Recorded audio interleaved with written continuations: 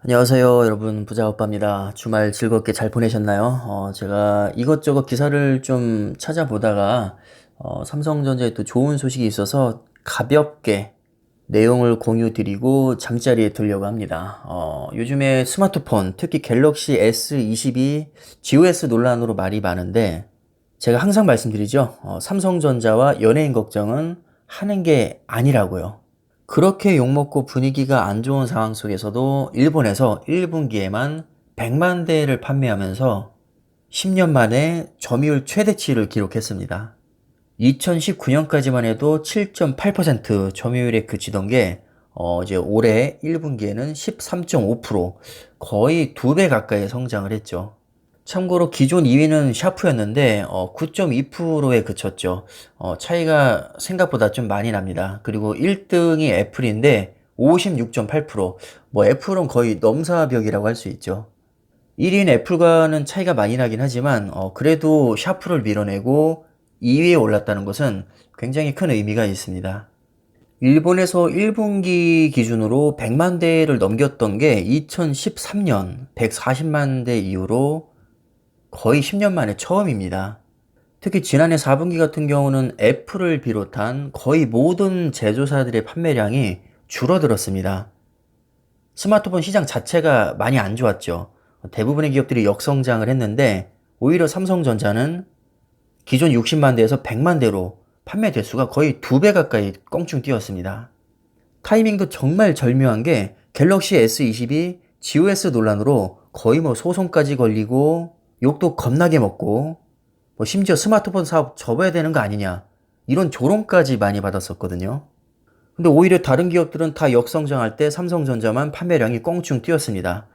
역시 뭐든지 뚜껑을 까봐야 아는 것 같습니다.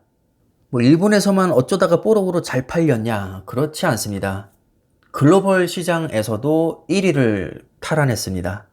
스마트폰 시장 자체가 지금 뭐 코로나도 그렇고 공급망 위기, 반도체 이슈, 뭐 러시아 우크라이나의 전쟁, 또 삼성전자 파운드리 4나노 수율 문제도 꽤나 불거졌었고 GOS 논란도 굉장히 임팩트가 컸습니다. 그럼에도 불구하고 결과는 너무나도 좋았다는 거죠. 막 언론에서 GOS 논란으로 삼성전자가 소송에 걸렸다 이러니까 굉장히 걱정하시는 분들이 많았었는데 이거는 어떻게 보면 너무나도 순진한 발상입니다. 삼성전자가 무슨 동네 구멍가게가 아닙니다. 소송은 평소에도 정말 밥 먹듯이 많이 걸리고 뭐 소송뿐만 아니라 수많은 위기를 극복하면서 지금까지 커온 기업입니다.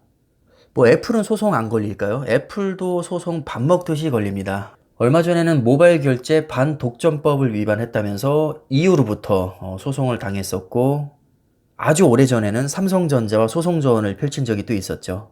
그리고 알게 모르게 평소에도 소송을 굉장히 많이 당합니다.